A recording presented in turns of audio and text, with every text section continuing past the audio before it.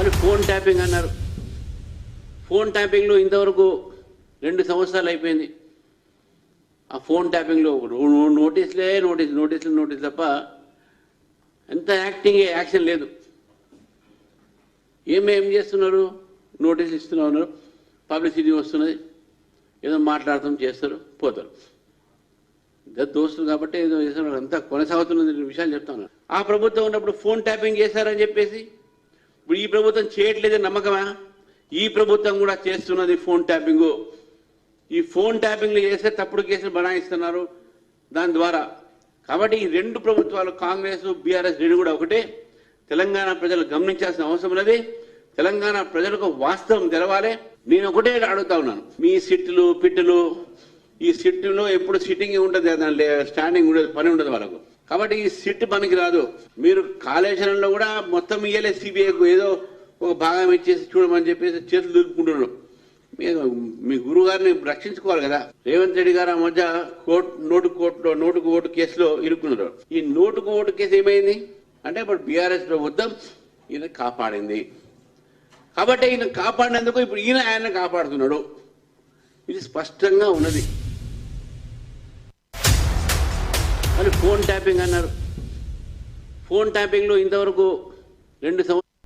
Right, ఇది విన్నారు కదా రామచంద్ర గారి స్టేట్మెంట్. సరే, ఇప్పుడు ఇదే విషయంలో మనతో పాటు డిబేట్లో డిస్కస్ చేయడానికి సిద్ధంగా ఉన్నారు కాంగ్రెస్ నాయకులు కృష్ణారెడ్డి గారు, అదేవిధంగా ప్రముఖ విశ్లేషకులు కిషోర్ తూపాటి గారు కూడా మనతో పాటు సిద్ధంగా ఉన్నారు. ముందుగా మనం కిషోర్ గారి దగ్గరికి వెళ్దాం. కిషోర్ గారు నమస్తే అండి. నమస్తే అండి. కిషోర్ గారు, ఏదైతే ఈ ఫోన్ ట్యాపింగ్ సంబంధించిన అంశం వాస్తవంగా గత 2 ఏళ్ల నుంచి కొనసాగుతూనే ఉంది.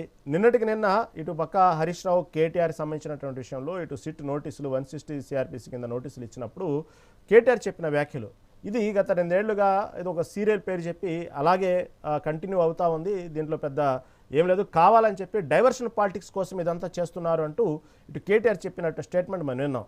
కాకపోతే సజ్జన నేతృత్వంలో ఎక్కడ కాంప్రమైజ్ కాకుండా చాలా ఫాస్ట్గా విచారణ జరుగుతుందంటూ ప్రముఖ విశ్లేషకులు కొంతమంది చెప్పడం మనం చూసాం. ఓవరాల్గా చూసుకుంటే ఇప్పుడు కేసీఆర్కి నోటీసులు ఇవ్వటం చూస్తే హరీష్ రావు ఇటు పక్క కేటీఆర్ విచారణకు హాజరైనప్పుడు కూడా అంతగా దీనికి సంబంధించినటువంటి ఎక్కడ అనుమానాలు, సరే ఇదంతా సహజమే, ఎప్పుడు జరిగేదే అనుకున్నారు. కాకపోతే సంతోష్ రావు విచారణ హాజరైన తర్వాతే ఒక్కసారిగా స్పీడప్ అందుకుందని అనుకోవాలా. ఎందుకంటే సంతోష్ రావును విచారించే సమయంలో అనేక ప్రశ్నలు లేవనెత్తారు, దానికి ఆయన సమాధానం చెప్పలేకపోయారు అంటూనే కేసీఆర్ని కేంద్ర బిందువుగా చేస్తూ కేసీఆర్ చుట్టే మొత్తం విచారణ జరిగింది అని చెప్పినటువంటి విషయం సంతోష్ రావుకి సంబంధించిన విషయం అనేది బయటకు వచ్చిన విషయాలు. ఇప్పుడు దాన్ని బట్టి ఇది ఇప్పుడు కేసీఆర్కు నందినగర్కి వెళ్ళి నోటీసులు ఇవ్వటం వెనక ఎలా దీన్ని చూడొచ్చు, ఏమంటారు దీని గురించి? నమస్తే అండి. మెగా9 ప్రేక్షకులకి, నా తోటి ప్యానలిస్టులకు అందరికీ హృదయపూర్వక నమస్కారాలు. సరే, ఇది నా దృష్టిలో అయితే ఇది ఒక రెగ్యులర్ గా బిజినెస్ యాజ్ యూజువల్ లాగానే అనుకోవాలని నేను అనుకోవడము. ఎందుకంటే ఒక ప్రాసెస్ ప్రకారం జరుగుతూ ఉంటాయి కాబట్టి. ఇప్పుడు కేసీఆర్ గారు చట్టం ముందర కేసీఆర్ గారు కావచ్చు, ఇంకొక హరీష్ రావు గారు కావచ్చు, ఇంకొకరు కావచ్చు, రేవంత్ రెడ్డి గారు కావచ్చు, ఎవరైనా సమానమే కదా. ఆ పాయింట్ లో ఇది ఒక సీక్వెన్స్, ఒక్కొక్కరిని హరీష్ రావు గారు కావచ్చు, కేటీఆర్ గారు కావచ్చు, సంతోష్ రావు గారు కావచ్చు, ఆ తర్వాత సీక్వెన్స్ లో ఇప్పుడు అంతకుముందు పోలీస్ డిపార్ట్మెంట్ కావచ్చు, వీళ్ళందరినీ దృష్టిలో పెట్టుకొని ఇది జరుగుతోందని అనుకుంటున్నాను.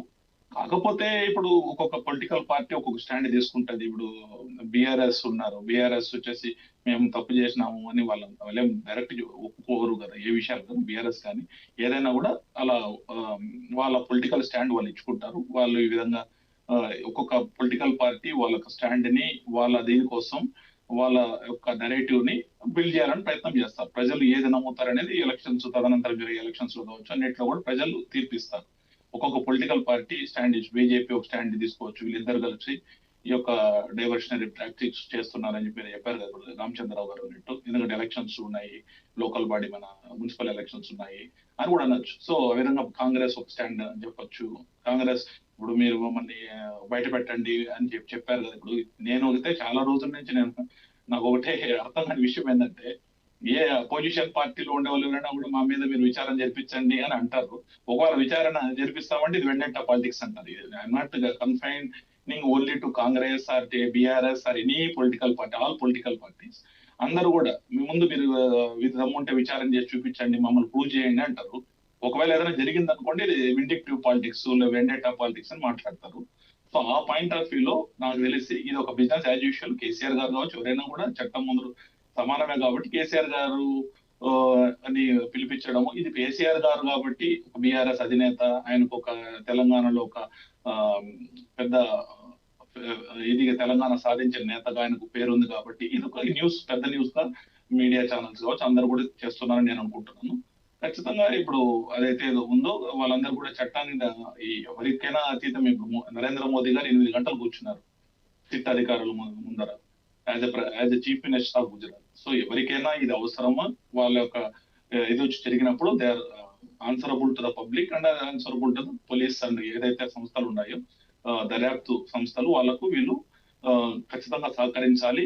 దీని విషయంలో కూడా వాళ్ళు కూడా కాంగ్రెస్ గవర్నమెంట్ కూడా నాకు తెలుసు వెసులుబాటు ఇచ్చిన సందర్భంలో, ఎందుకంటే కేసీఆర్ గారు వయసు దృష్ట్యా ఇది కూడా మంచి శుభ పరిణామమే. ఆ విధంగా దాన్ని ఏదో ఇదిగా తీసుకోవాలి, పొలిటికల్ గా తీసుకోవాలని నేను అనుకోవట్లేదండి.